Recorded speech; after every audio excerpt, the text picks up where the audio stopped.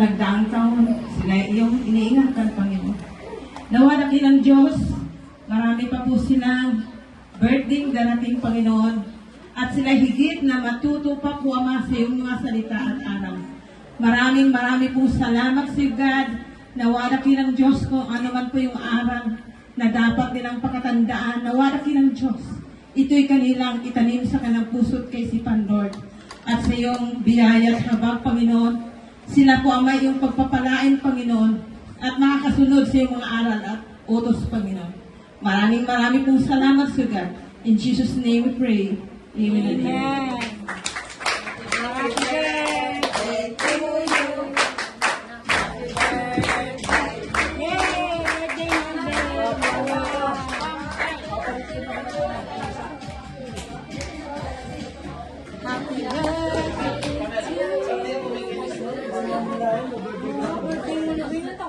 Ano ka naman tuyo? 23.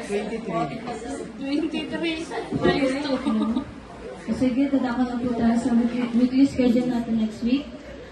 Sa second Sunday, April 12, all worship leaders, tithes and offerings, Sister Abby, announcement and closing prayer, Pastora Annabel, team building, 1 Peter chapter 4, verse 10 to 11.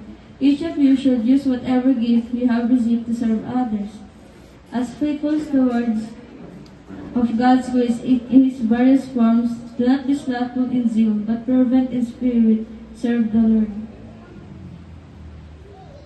Please continue to invite your kids in church every Sunday. Youth Bible study every Saturday from 8 a.m. to 9:30 a.m. Dance ministry practice right after Youth Bible study.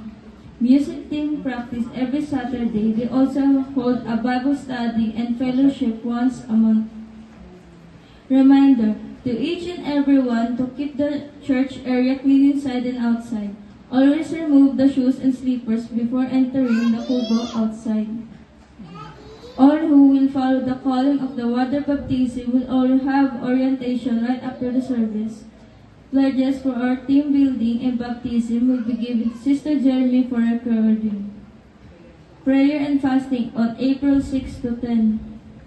Let us commit unto the Lord and pray to glorify the Lord in all plans and do for Jacob's BCI Team Building 2026.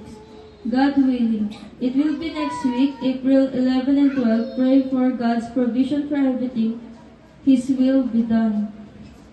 Please continue praying for Jacob's BCI Secretary, Exchange Commission, online portal compliance for GIS and AFS, report submission. Prayer meeting and Deaconess Bible study every Thursday, 9 a.m. to 11 a.m. at Road 5, Aquino Residence. So, tayo po yung manalangin sa Diyos, magsipagtayuan po lahat para makapiling natin siya at sumamba tayo sa Kanya. Panginoong Diyos na makapangyarihan sa lahat, maraming salamat sa buhay, pinakasang biyaya, bigay po sa amin, Panginoon, salamat po sa mga blessings na binigay po sa amin, Panginoon, sa mga biyaya po. Natunaw po namin sa salita ng Diyos, Panginoon, bago po isipan po namin na unawa na ito. Salamat po sa buhay, kalakasan na binibigay po sa amin sa pang-araw-araw, Panginoon. We are grateful that we are here to worship and bow down in your name, Lord. Kaya po, Lord and Savior, na buhay namin, Panginoon Jesus. Alam po namin ilalay niyo po kami sa kapamakan. Whenever what happens, Lord, we are still worshiping you. Habang ang buhay papupurihan ka, Panginoon. Kailangan namin igabayan niyo, matapad ang pangarap namin sa buhay, Panginoon, dahil buhat puso't isipan namin, sa inyo po kami maglilingkod, Panginoon Diyos. In Jesus' name we pray, lahat po magsabi ng Amen.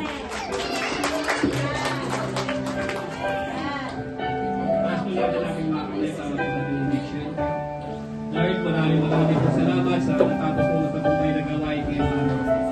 Lord, nagpapasalamat po kami sa lahat-lahat po ng pag-ibig, pag-aalaga at pag-iingat po sa amin. Lord, nawa sa lahat po ng nakatas na bagay na aking mga kapatid.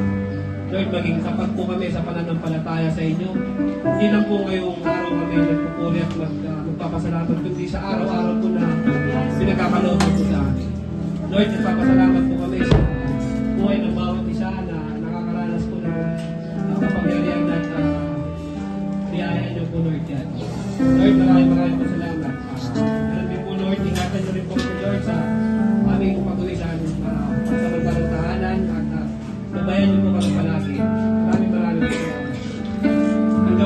din na may pananampalataya, kagalakan, pag-ibig, at pag-asa.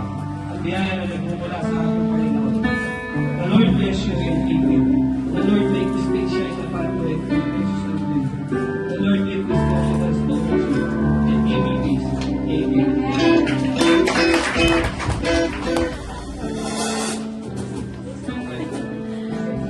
Ayan, amen. Palakpakan po natin ang ating Panginoon. And bago po tayo may sa ating pansamantalang tahanan, muli po natin ulit-ulit ang ating Diyos na buhay.